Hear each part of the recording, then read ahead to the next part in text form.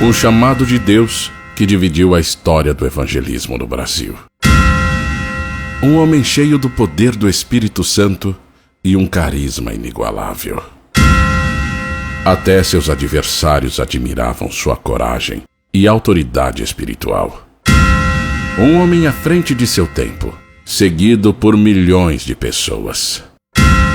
Referência de fé, cujas palavras eram acompanhadas de prodígios e milagres. Missionário Manuel de Melo.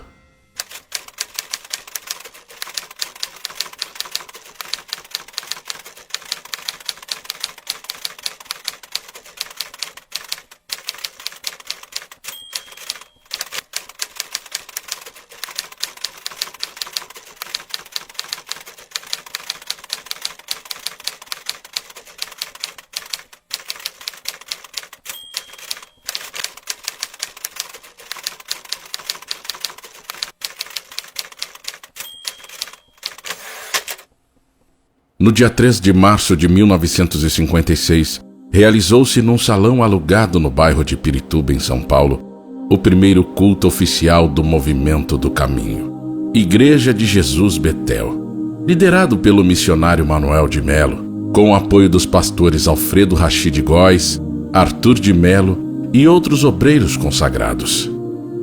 Era o início de uma grande marcha de avivamento revelada ao homem de Deus no início do ano de 1955, e que já ocupava espaço nas tradicionais rádios Piratininga e Tupi de São Paulo, com grande repercussão e que se desdobraria no decorrer desse ano nas tendas de lona erguidas na Vila Carrão e em muitas outras regiões da capital bandeirante e do interior paulista, congregando verdadeiras multidões sedentas do Evangelho de Jesus Cristo, que eram curadas, libertas, abençoadas e salvas pela pregação da palavra e pela oração da fé.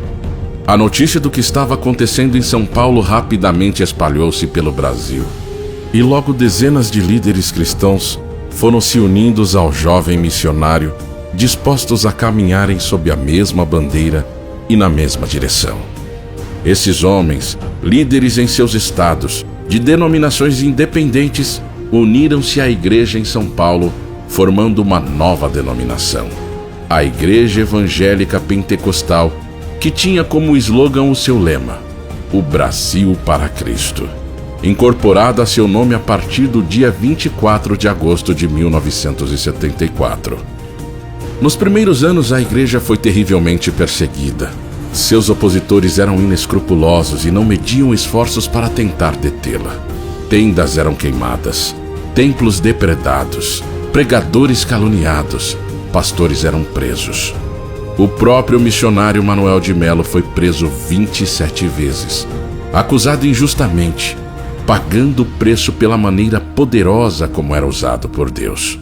Mas a cada investida contra a igreja, mais ela se fortalecia e crescia.